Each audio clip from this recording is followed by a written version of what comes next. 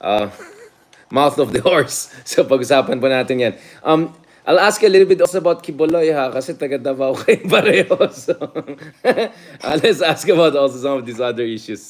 Sige, Justice, let's start in say 2 minutes or so. Let's grab a coffee here. Is there something else you want to discuss, Justice, that you think is important aside from obviously West Philippine Sea? Yung trilateral summit, yeah, pag-usapan natin. What is your read dun sa outcomes? Yeah, yun lang. I think we will cover a lot of ground. Yeah, that's a lot. Yeah, of course. Pero kung kay Boloy, I'm sure 2 oras yan. Just kidding. But you're also Ilocano, right? You're also like us, di ba? Meron kayo Ilocano background, right? Carpios? Yeah. Di ba may Batak background kayo? Oo. Yeah, sorry, I'm joining from Solid North. Kaya kailangan namin ng loyalty check. Okay, good. Where are you? The country? Nasa Baguio na ako po. Kakabalik ko lang. I just came back from Berkeley. So I dropped by San Francisco for some talk and then came back here before alis ulit. Sige po. I think we can start na po if okay na po kayo. Justice. Okay. Yep, I think we should go. All right. All right, good evening, everyone. Welcome back to our discussion. Joining you from Solid North. Naman this time, hindi tayo nagkaabutan when I was on the West Coast. Justice Carpio, di ba Carpio mga Ilocanos yan? Yes, my father is from Paway. Paway, yeah. Mas, OG yan. Parang kung sa Sicilian, OG yan.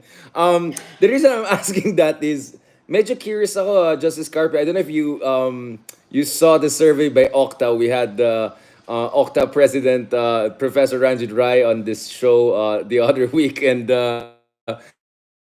we discussed a survey, interesting survey they had when they look at the loyalties of different people and then you sub demographics. So 31% Marcos, 20% DDS, 4% traditional opposition, and 45% non-affiliated or unsure. No, sa laki ng unsure. But what I found interesting is dun sa subgroups, may 1% support sa Ilocano sa mga Duterte. So sabi ko, hanapin natin pa mga Ilocano na to, mga taga Davao yata na Ilocano yan. Kaya naisip ko lang, tanongin ko, sino mga Ilocano yan na 1%, tapos sumusupport pa rin kay Tatay Digong?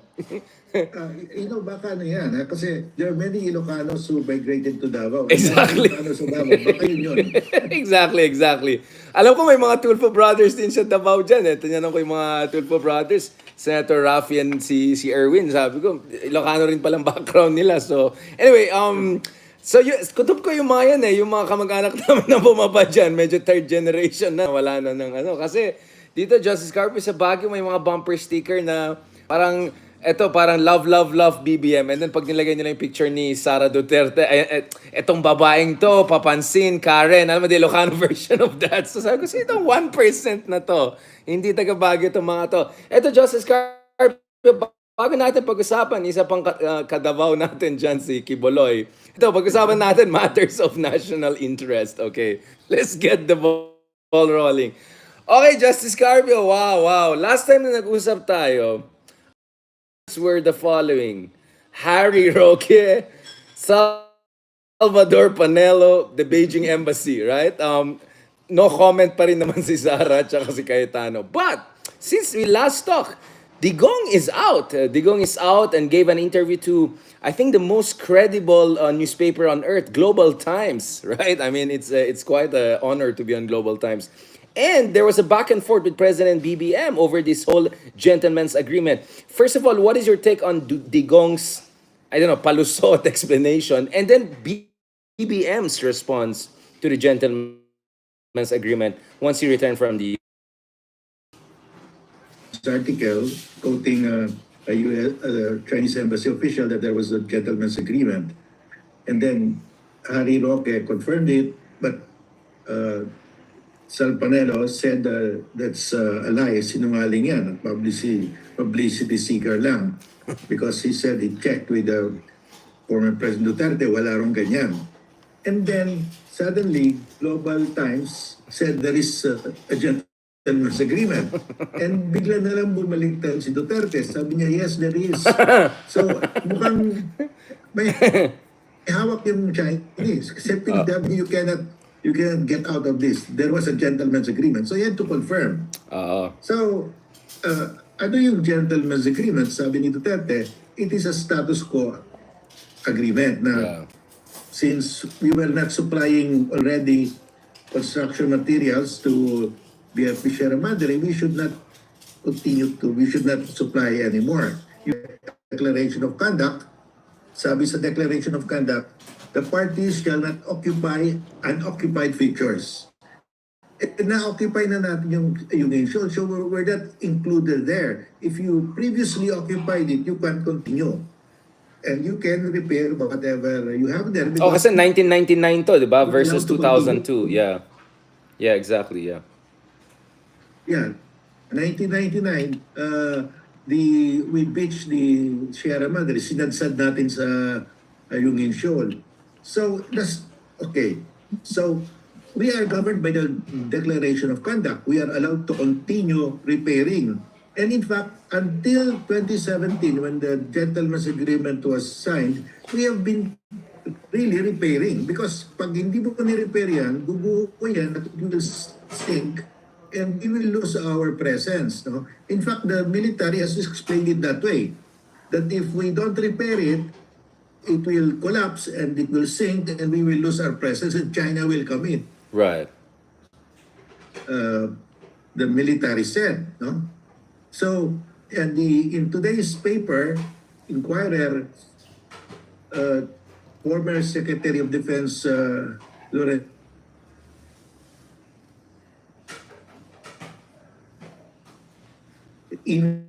during the later part of the Duterte administration, towards the end, last year na, of the Duterte administration, they kept on sending construction materials to repair. Right. So, the status quo before and after the gentleman's agreement was clearly to continue repairing. That was the right. facts on the ground. So, ano yung status quo sinasabi ni Duterte? It's not the actual status quo. So ang ginagawa niya is because the Chinese really want to see the Sierra Madre collapse. And if we don't repair it, it will collapse. The superstructure is already rusted, Right. corroded. It cannot sail anymore. The engine is corroded. There's no way to repair the engine. It's totally corroded.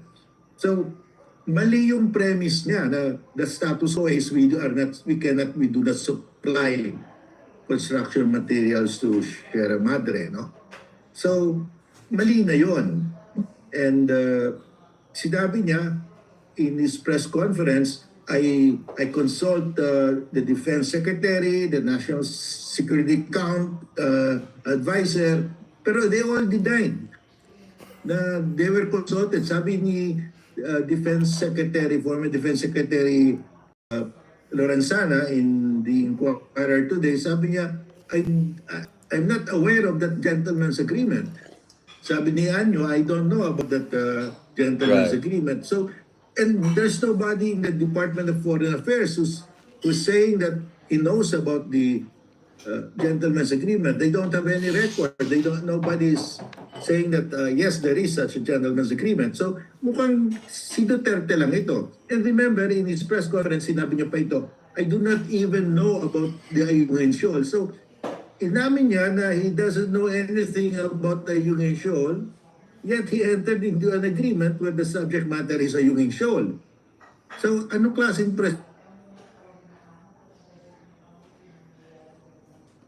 Yeah, it looks like the premise of the claim by the When he didn't know anything about Ayungin Shoal. But Justice, didn't you brief Duterte back in the day? Di ba nag-briefing ka sa kanya? Nakinig ba yan? Ay, patay. Oops, sorry guys, na-disconnect tong Zoom ko. 1 second lang. Ate, pwede pa off lang.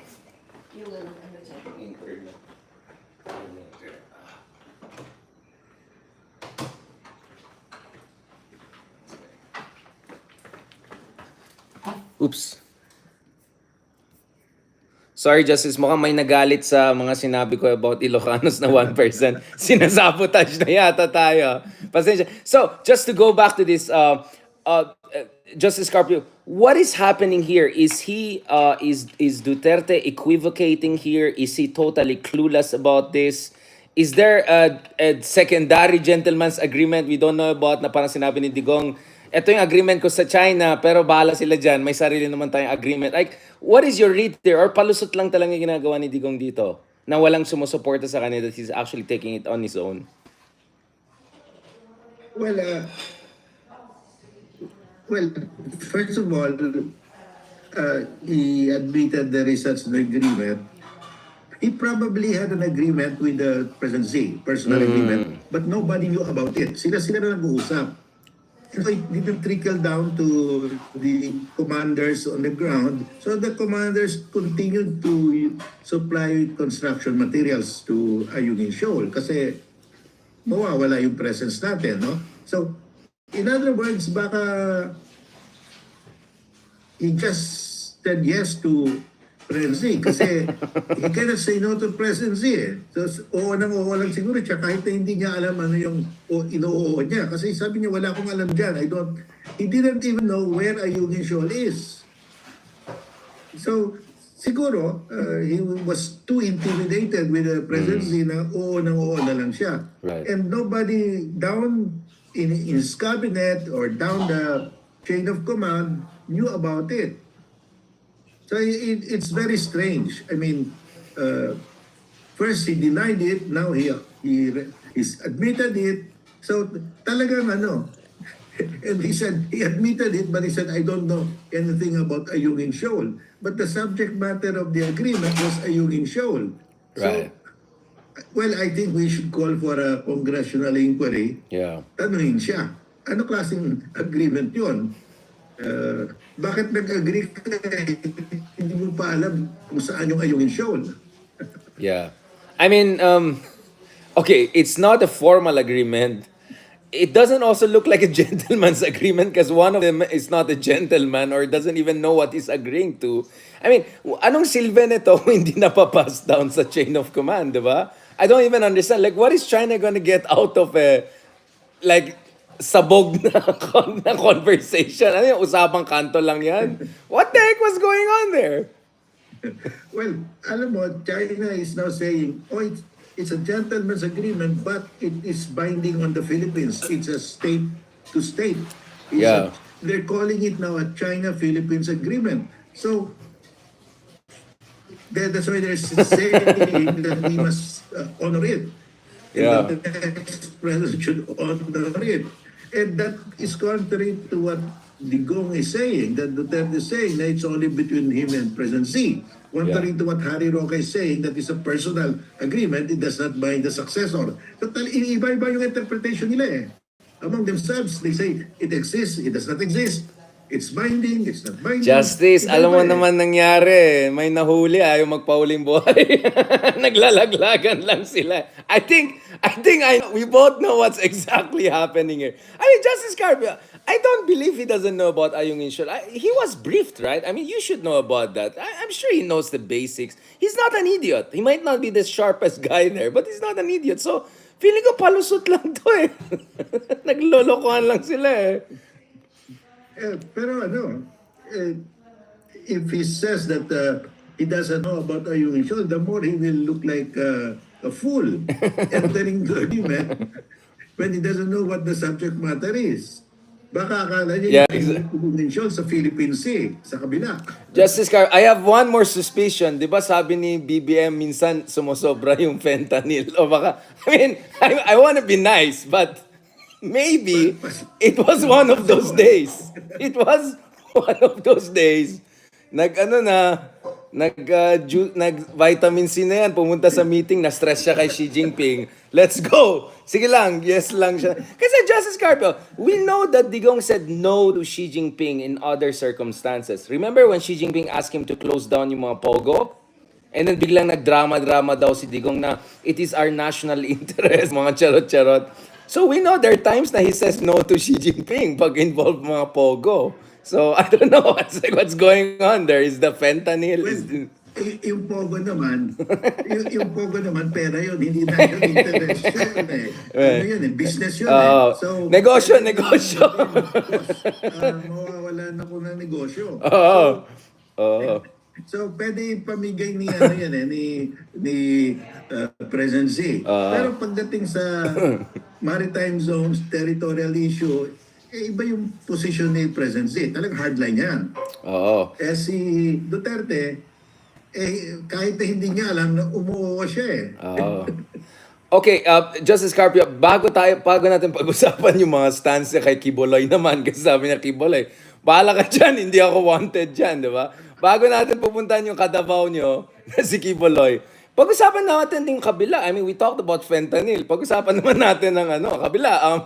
Ito naman, si President BBM, he came back and he strongly, I don't know if I can use the word condemned, but he strongly lamented and criticized itong gentleman's agreement. It looks like may pinakitang mga Hapon, sorry. May mga pinakita mga Chino sa kanya, which convinced the president that it does exist na actually tama yung siguro yung sinasabi ng China.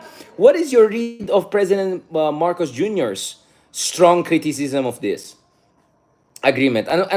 What's going on? May nakita ba siyang document? May pinakita, may compromise ba? Did they see anything? Well, I don't know. Ang sabi niya, we have no record whatsoever, no? We have not found any record. There is no memo. Nobody can say that there was such a gentleman's agreement. Siguro, is probably also mystified, no? Why Duterte would deny it at first and then confirm it, and then he will say, I don't even know about Ayungin Shoal. So it's really mystifying, intriguing. Parang may alam ko kung ganun, di ba? Alam mo, kung may tatanungin ka, tapos, hello, I can't hear you. Hello, yung ganon. Ayaw sagutin sa interview. Hello, ksh, ksh. Hindi ko ta marinig. Ano daw? I think may ganon na nangyari. Alam ko yung mga palusot na yan. But do you find the president's response sufficient? Kasi, in fairness, at least he's openly saying na something wrong may have happened. He didn't use the word treason. But he kind of came close to saying medyo katrayduran ang nangyari. Or compromising national interest natin. I think tama yung ano niya, that we have to establish the facts, no? Kung ano talaga nangyari. Because now, China is saying the Philippines has to honor it because it's a state-to-state agreement. Ang problema nasa kanya. He must formulate a response to China na this is not a state-to-state agreement, but he has to know the facts first. So, you have to talk to Duterte first. Ano ba talaga nangyari? Kasi, how do we respond to China when China says it's a state-to-state agreement? So, we have to get the facts. Right. Do you think that China misread the Philippines? Either did not appreciate our constitutional order, and actually they're not mutually exclusive. Thought na ang Pilipinas ay parang, I don't know, Cambodia. Ito si Hun Sen, may agreement na kayo ni Hun Sen, sunod na yung buong state structure. Do you think something like that happened? That the Chinese misread the whole Philippine structure? Kasi one of the interesting thing during that time was, kasi inimbita pa rin ako ng mga Chinese. Bakit iba yung sinasabi ni Lorenzana, iba yung sinasabi ni Locsin, iba yung sinasabi ni Digong? I mean, hindi ba parang naive yung mga Chinese? Maybe the Chinese were naive or also ignorant about our system. Well, the Chinese didn't care about our system. They just wanted to get Duterte to agree. Then they will ban it. There's agreement already. And kasi under international law, if the head of state makes a commitment that binds the country, even if the legal process internally have not been followed, because under international law, the head of state is presumed to have the authority to negotiate for the state. So, ang sa kanila, get Duterte to sign, to agree, okay na tayo. So, that is their strategy. And Duterte, he probably didn't know the consequences of his statement, no? Yeah. Well, I mean, this is Duterte we're talking about after all. Sana naman kinuha yung kamay niya, nilagay yung stamp ng ganyan, di ba? Yung dito ka na nga, dito ilalagay nilang ganun para at least may fingerprint. We do not know. Richard, we do not know what the Chinese are holding kasi when the Global Times said there is an agreement, biglang bumaliktad si Duterte. Parang takot si Duterte. Oh, Baka may pinitik hawak siya, no? na, May pinitik o siya, oh. baka merong video. Baka Oo. may video sila. So, Yeah, yeah, yeah. bakit bumaliktad bigla siya? Correct, correct. May parang may pagka-Trump, 'di ba? Biglang pag nandun si Putin, ay mabait na siya bigla kinokontrol niya. I mean, honestly, we don't know, right? Justice Carpio. I mean, those were crazy times. You don't know. We don't know exactly what the Chinese are Yeah, up to exactly. because they are insisting there was such an agreement. And why did Duterte suddenly turn around and said, oh, meron nga? Yeah, so they may have something on him, no? Kaya nga I use the word compromate, 'di ba? Well, Very KGB. it's Yeah. possible. And Yeah. Wow. I mean, Digong being Digong, I don't think it's it's hard. possible that Yeah. they can document it. They probably can prove it that there is such Yeah. a gentleman's agreement. Oh, but Justice Carpio, aren't they endangering their? I had to use the term. Aren't they endangering their asset by doing this? I mean, aren't the Chinese compromising Duterte? I mean, if this gets Well, investigated and Duterte gets burned, the ano, well they're not yet, they're not coming out yet that he is an asset. I yeah. mean, they're hinting so that he will fall in line. Na, oh, you follow our script that there is such a gentleman's agreement. Oo, kagad siya. Well, just to be clear, I didn't mean asset in terms of intelligence. Asset. I just meant asset in terms of a good friend. May term ang China, di ba? Our special friend. Yung mga ganyan.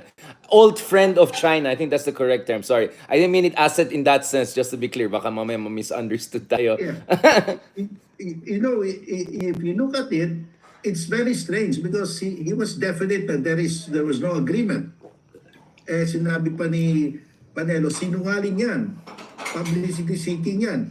Eh, biglang bumaliktad. I mean, that in itself is very suspicious, no? Bakit ganyan?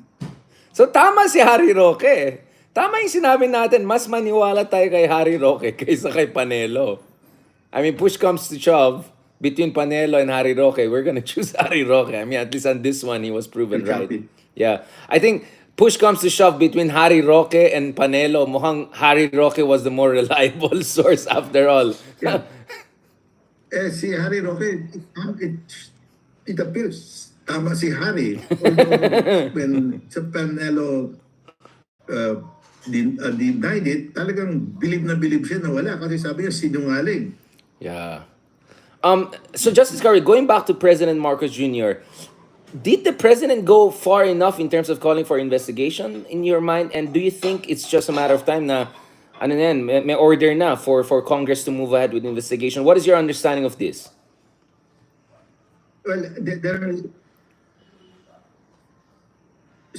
Well, Senator Risa Tiveros filed a resolution calling for an investigation, and in the lower house, there's another resolution filed, I think, by the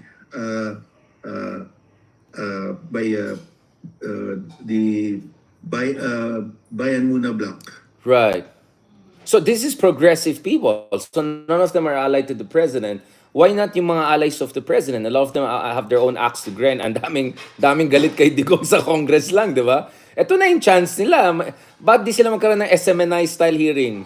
Well, they can support it. They will support that. Kawawa naman yung mga lefties, ginamit na naman sila pang cannon fodder. Alam naman style ng mga trapo talaga. Oh. Alam naman natin ang nangyari dito. I'm not talking about Risa obviously because this is Senate, ibang usapan. But sa lower house, minsan ganun ang ginagawang cannon fodder yung mga Well, left. they're using each other as usual.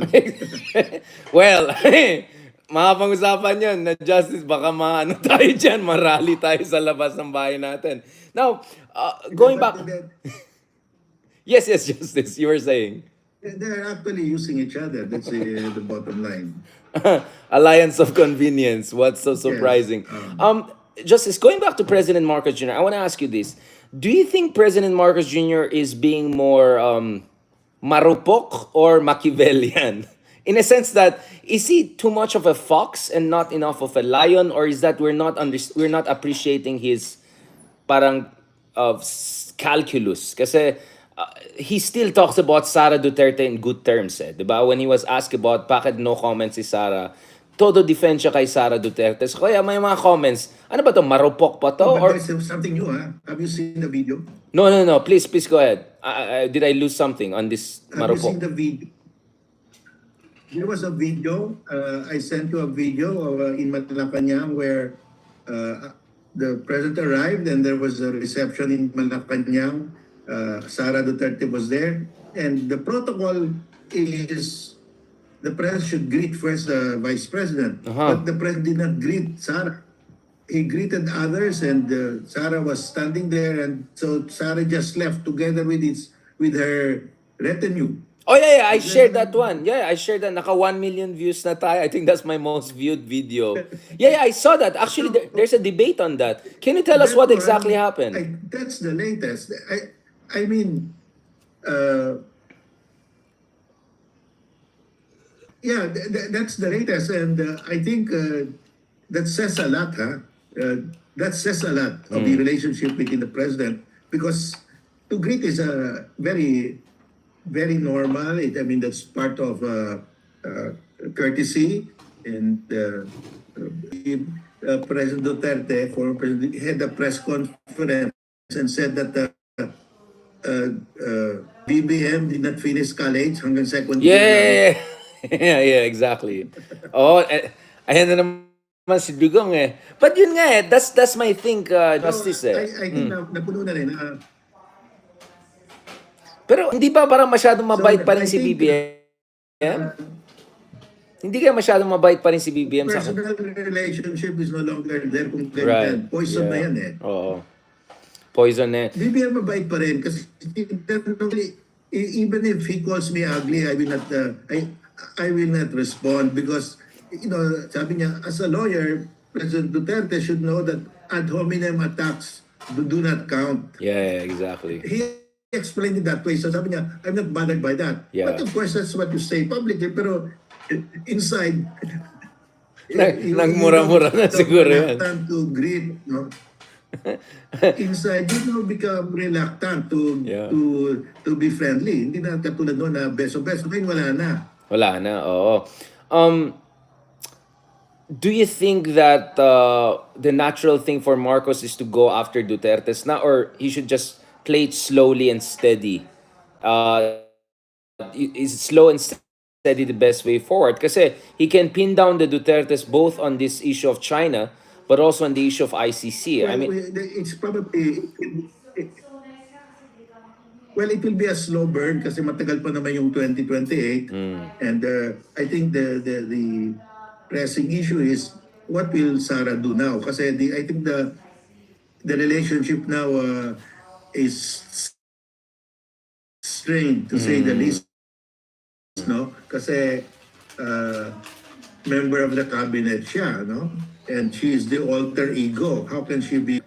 Yung body language nila, ganyan na, no? Mahirap yan because Right. I've been there in Malacanang and if the president doesn't greet you, iba yun, ha?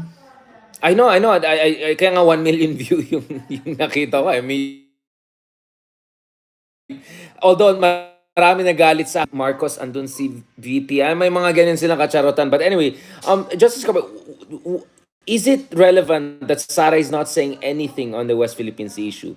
I mean, this is an official who has time to make videos about what she's eating, about, I don't know, her Louis Vuitton kitchenware. I don't know. This is a person who makes comments on Afghan refugees coming to the Philippines. This is someone who has a comment on Gaza and ceasefire. Pero pagdating sa West Philippine Sea, wala. Zilch, zero. I mean, wala siyang comment. I mean, what does this say? And then, basta Duterte coming out and saying something along the lines of, at least from what I saw, something like, narrative lang yan, propaganda lang yan. So, and then Polong coming out and saying, don't demonize China. I mean, what's going on here? I mean, are the Dutertes coming out all in guns blazing, essentially saying, for the, what's going on here?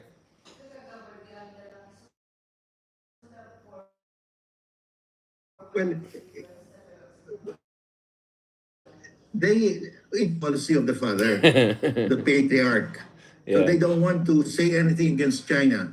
alam mo, you don't want to say anything against your master, di ba? So they don't want to say anything against China. Kahit na ano nang ginagawa ng China, quiet lang sila. Binobomba na tayo, wina-water cannon na tayo. They refuse to talk. And then they pin the blame on the Philippines. So, well, they've taken that position already. And at saka, did you see the statement, the speech of Sebastian, the Paste, that Yeah, exactly. Yeah, the president exactly. should, the president should remember what happened to the Romanovs and the Cheskos. Did you see that? Yeah, pinag-usapan namin ni Ronald Llamas yun, yung Romanov. He lost me at Romanov. But to be honest, mas magandang Romanov kaysa Ivan the Terrible. So anyway, I mean, this is crazy stuff we're talking about, Justice Carpio. But Justice, um, now let's talk about the No. trilaterals. Let's talk about the trilateral summit. Sorry for the connection; it's a little bit cutting. Let's talk about the trilateral summit.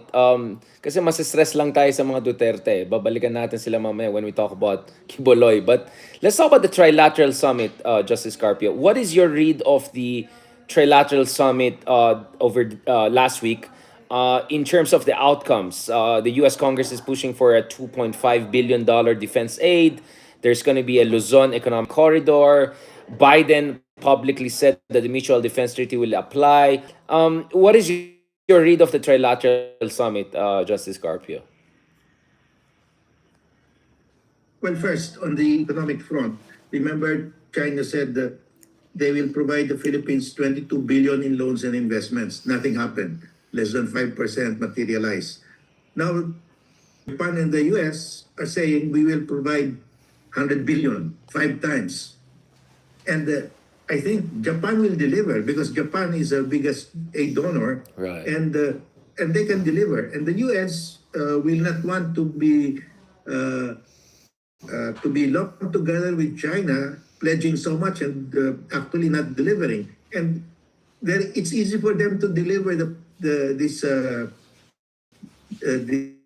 promise because the U.S. Semiconductor companies are leaving China. So they Right. can just tell them to locate in the Philippines.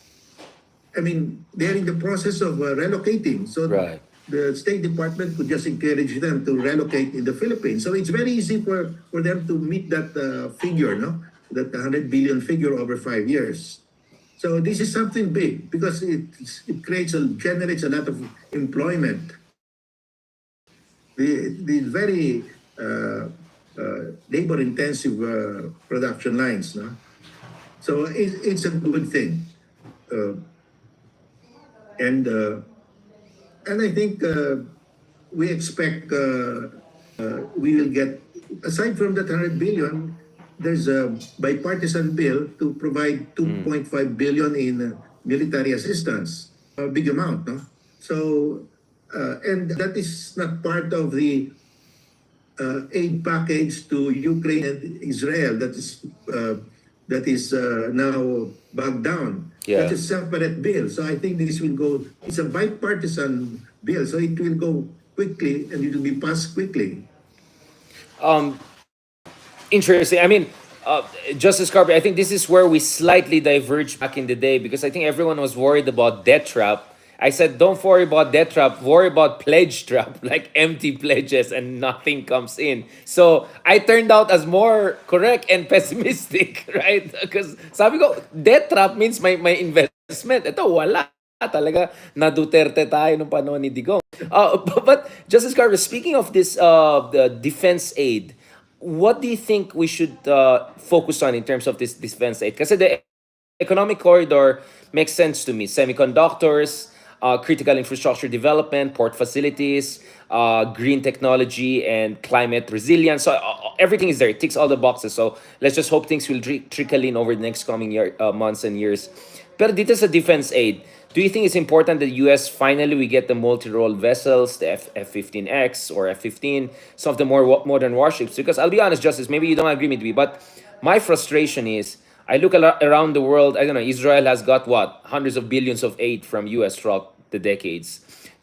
Egypt got close to what, $100 billion aid throughout the decades. Pakistan, Jordan. I mean, I can go on about countries that are not even U.S. allies, not even in war like Ukraine, and yet it looks like they have got more solid defense aid from the U.S. I mean, Jordanian Air Force, Pakistani Air Force. They have, I think, F-16 fighters. Yes, we can blame the Philippines. Marami tayong kakulangan. But my sense is we were also taken for granted for quite some time, and perhaps now it's time for a catch up. I mean, what is your read on this, Justice Carpio? I mean, I don't mind if you don't agree with my read, but this is my read on this issue. The measure taken for Well, granted uh, tayo before. well, the facts are there. They got more aid, military aid than us. And I think the reason for that is that these were the flash points. These were the burning issues, no, in Afghanistan. So they had to appease Pakistan and Egypt. They had to compete with Russia in providing military aid to Egypt to moderate Egypt's behavior against Israel. And of course, Israel is another completely different thing, no. So they did not see any urgent need to provide us with military aid until now. I think now they realize that they have to stand up to China already, and that's why they've decided to put to give focus Philippines. Uh, and I think that's why they're already giving us more aid, no? Because this is now the flashpoint, the new flashpoint in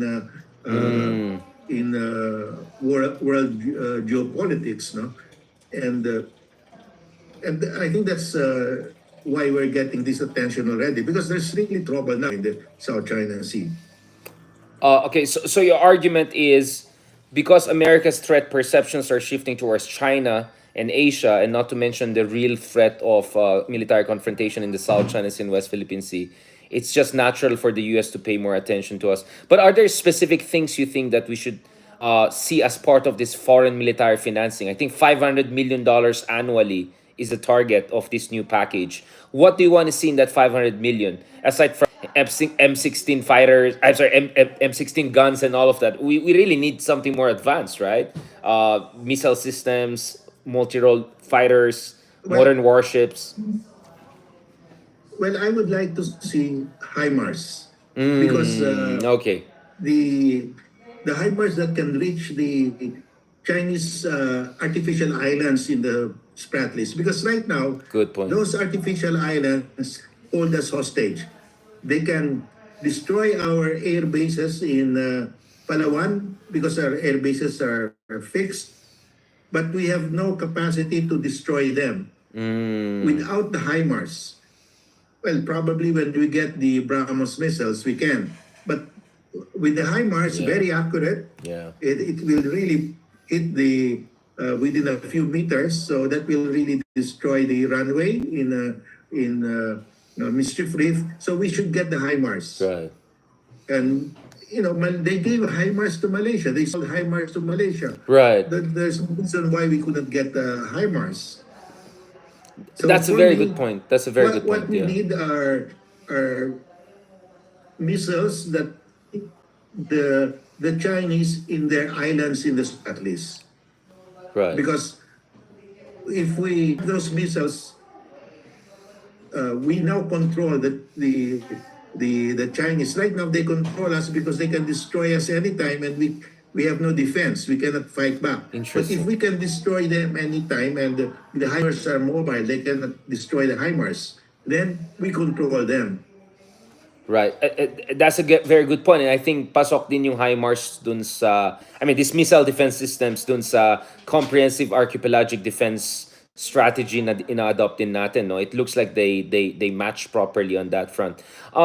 Justice Carpio, what about Japan? What do you want to see in terms of Japan? Do you think a VFA with Japan will be a step too far, assuming, internally the Japanese will be even in position to pull that off because of, the pacifist party, Komeito within LDP coalition. I mean, let's just assume Well, internally they don't have a problem. Do you think rotational access for Japanese self-defense forces is reasonable, or perhaps a bit, a breach too far? well, I think it the Japanese public will accept that already.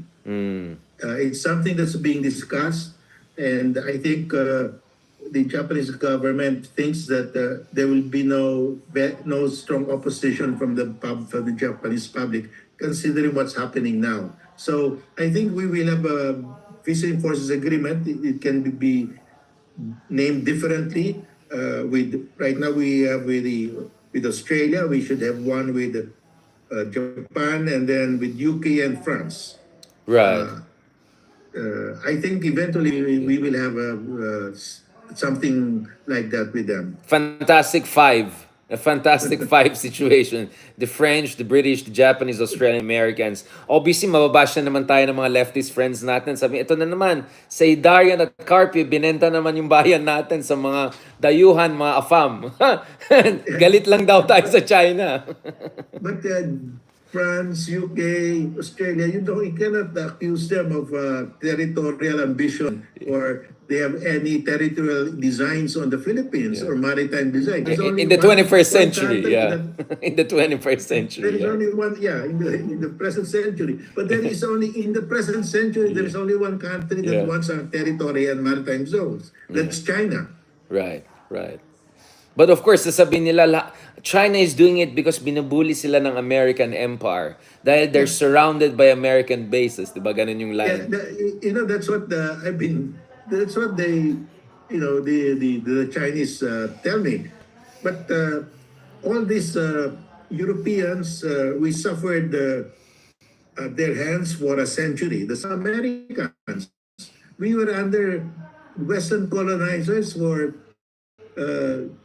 more than 300 years. Yeah. We were as oppressed, more oppressed than you. So why do you take your revenge on us? We had nothing. We never occupied a single square inch of your territory. So the narrative that because they suffered in the hands of the Europeans, they should get the South China Sea. It doesn't compute. They should get the Atlantic Ocean. I mean, the Russian do the same, right? Dahil, inattack sila ni Hitler nung World War II or, I don't know, Frederick the Great or the Swedes, now they have to colonize Ukraine again. I mean, that kind of nonsense revanchist arguments, diba?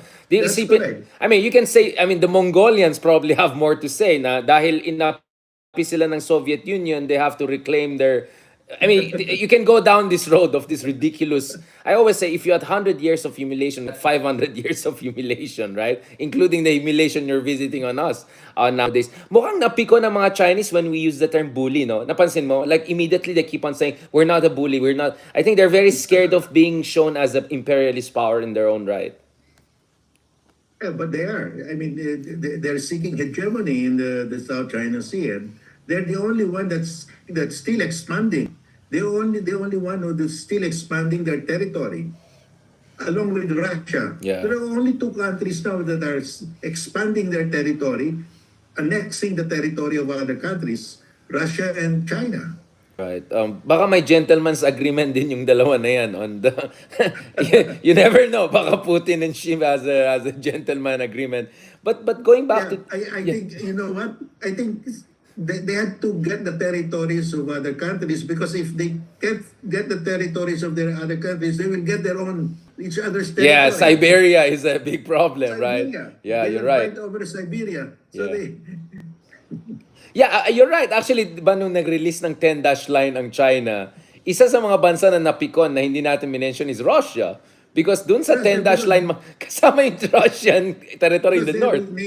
They're changing the names of Vladivostok into Chinese names. I mean, this is crazy, no? This is crazy. Of course, I find it ironic because today's China claims to be a Han nation, and yet they're claiming what was conquered by the Manchus, right? Which are not considered as Han. But that's a long conversation. Now, going back to this, what do you think we should look at getting from the other important partners, or acquiring? I don't want to use the word getting, baka mendicant ang labas. Like Japan, for instance. What do you think Japan can offer? I mean, the French are offering submarines.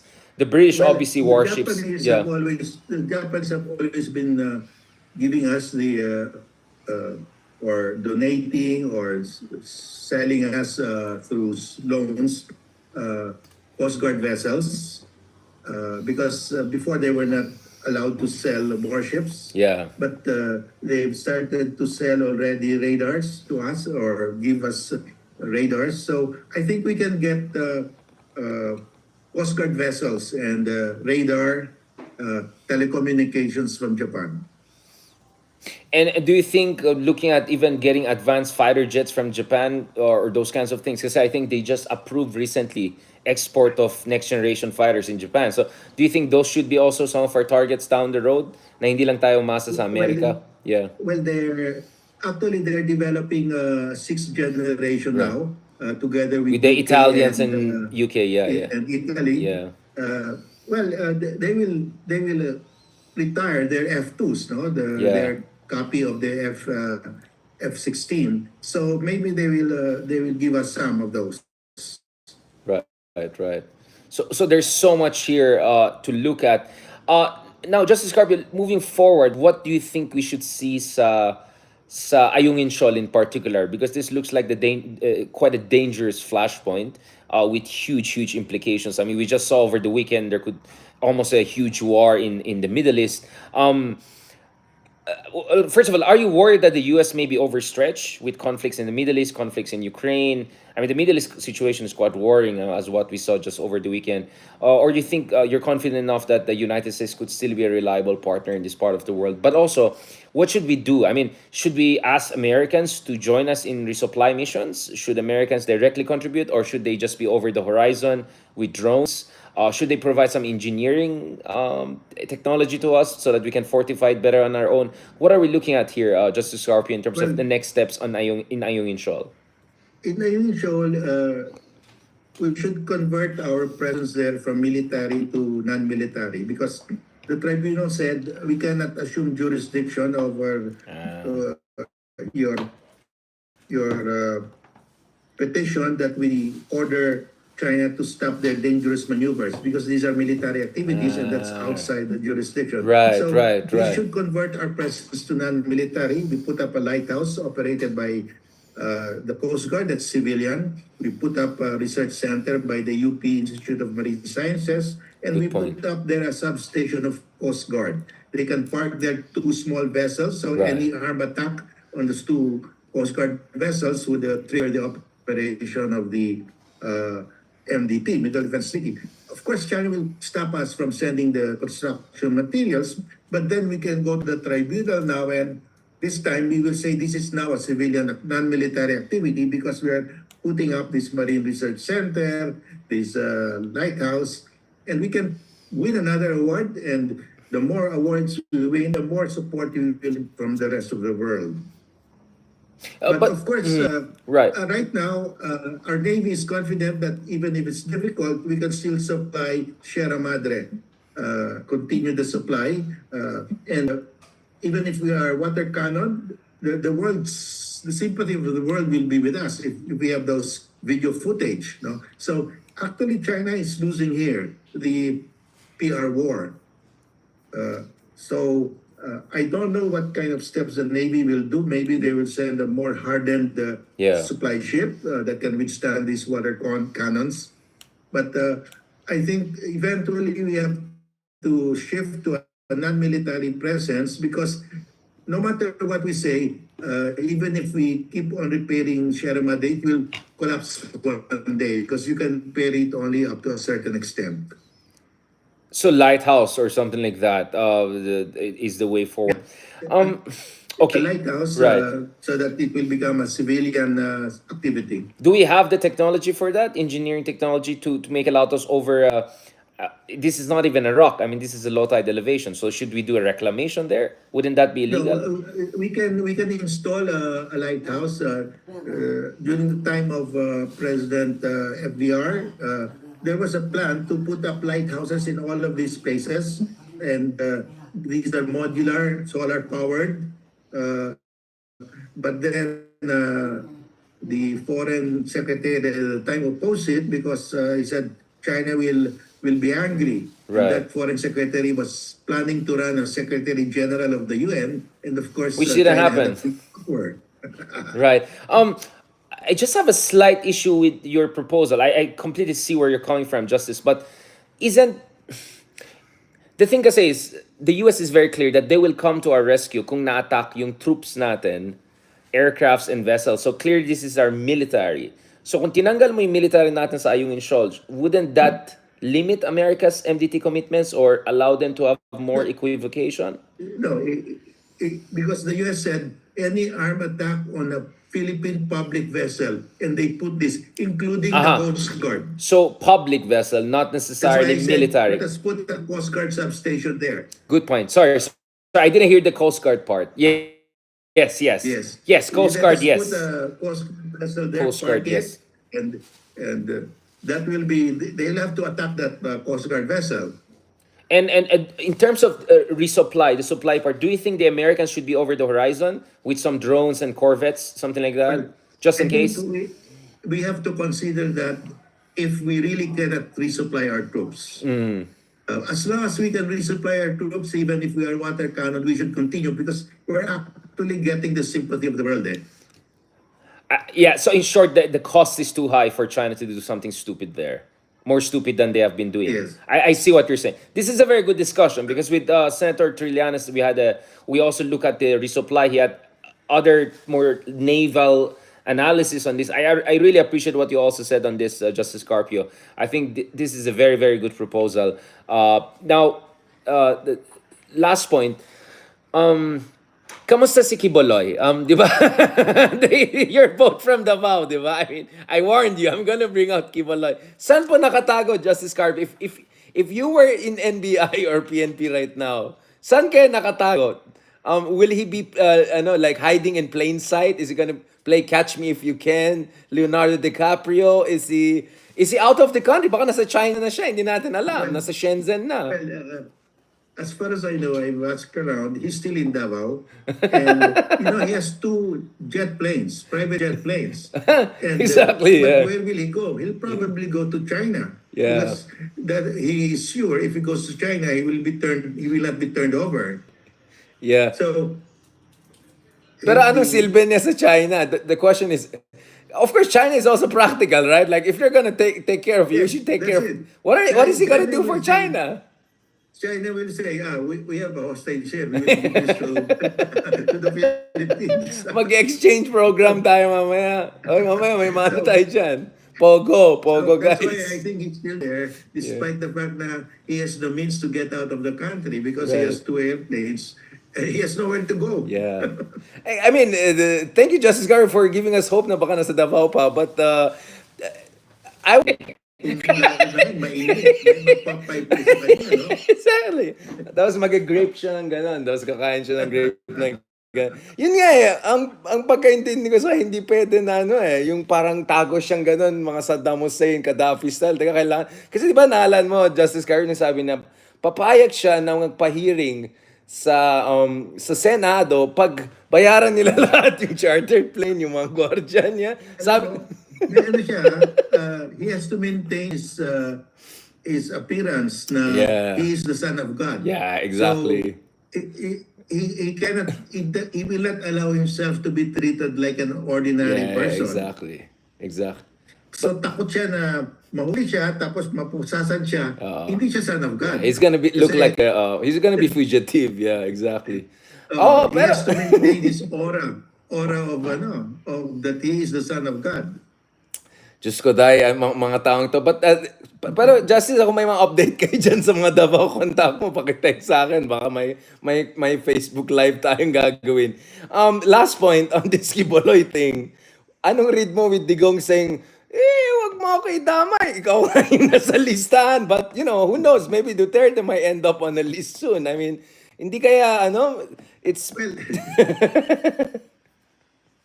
at the end of the day, Duterte is Duterte. He's willing to drop you to protect his own skin. Right. That's the reading of everybody. Yeah. So, but since he's the administrator of Ari-Arian ni self-appointed, isn't it a conflict of interest na it's in his interest na ewan ko sa hindi kita kilala ako na yung administrator I mean, legally speaking, what was that whole administrator position all about? Does this mean he can control all of the assets of Kibuloy? Well, I really don't know how they structured who owns the assets, in whose name.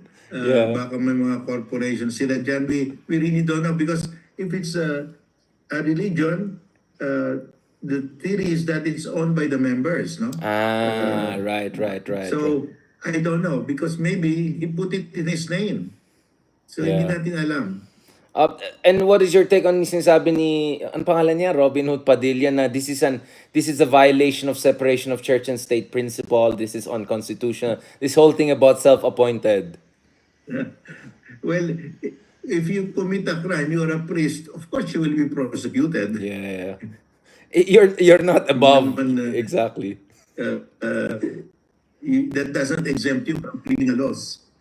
And Doesn't exempt you right, from criminal laws. exactly. I mean, but this is Robin Hood Padilla, so I'm not surprised. But since Justice Carpio, of course, he's in charge of the Committee on Constitutional Amendments, I'm sorry, Justice Carpio, I'm going to defer to him rather than you. It's like he has higher merit than you. So I'm sorry, I have to give it to the guy.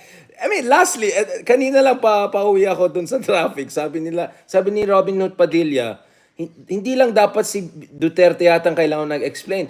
BBM also have to explain. He has to explain to the country ano yung ginagawa niya sa West Philippine Sea. Tapos sabay sinabi niya, we should be unity, we should not question him. What the heck is he trying to do there? Well, I mean, does BBM have to explain what is he doing? You think BBM has any explanation to do, or BBM is doing the right thing and he's just following what the Filipino people want and what's our national interest? yeah, I mean, I'm happy with what he's doing because that's what I've been saying all along. I mean, you mean Marcos, not Robin Hood Padilla, just to be clear. No, yeah, Marcos. Yeah, just in case, baka. Yung kay Robin Padilla, he wants to create a maritime militia. He wants to head the maritime militia. Medyo mala-action star pa rin. Thank you very much, Justice. Bawal na yung militia kasi di ba Oh. the Constitution has... Anong... You cannot create. Kaya nga, we're winding down slowly the calf goose. Right. You cannot create a new one. Yeah. And he's the chair of the revision of constitutional, the chair of the constitutional committee. Yeah, I mean, this is of course, after all, this is Robin Hood Padilla. Sino yung mga magaling natin mag-swim na committee? Is it the Bajau community?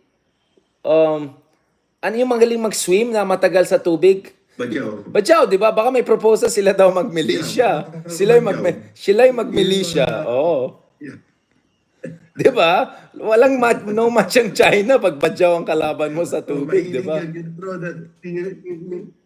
You throw the coin, they will dive for it. Exactly. I'm telling you, pag Bajau ang kalaban ng Chinese Coast Guard, good luck sa China. On that note, thank you very much, Justice Carpio. I'm sure once may update kay Kibuloy, paki-ping na lang ako para may discussion tayo. And thank you also for giving us a heads up dun sa 1% Ilocanos who are still supporting Digong. Paano namin yan? Pa-investigate din namin mga yan. Then, just kidding. Thank you so much, Justice Carpio, for bearing with us. I don't know, sinasabotage yata yung internet ko dito. May mga hindi natuwa. But I hope we can continue this conversation soon. Maraming salamat, Justice. Have a good evening po. Okay, good night. God bless po.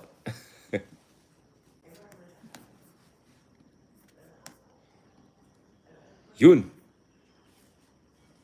Salamat guys. Thank you very much. Ayan, napatawa natin si Justice Carpio. Sabi ni Lelo Bien, sabi niya, parang parang seryoso pa rin yung guest mo. Hindi makasabay sa mo. Sabi ko, bigyan niyo ako ng opportunity. Mag-R&R din kami ni Justice Carpio. Ayan tuloy. Naka si Justice Carpio na sumabay na lalo dun sa Kibuloy comments natin, panalo eh. Feeling ko napaisip din siya yung 1% Ilocano na sumusupport pa rin kay DDS. Sige, on that note, thank you very much guys and talk to you soon. Nag-arrange din tayo ng interviews with Ambassador Romualdez and number of other people para masayang discussion natin. God bless. Salamat po. God bless. Thank you very much.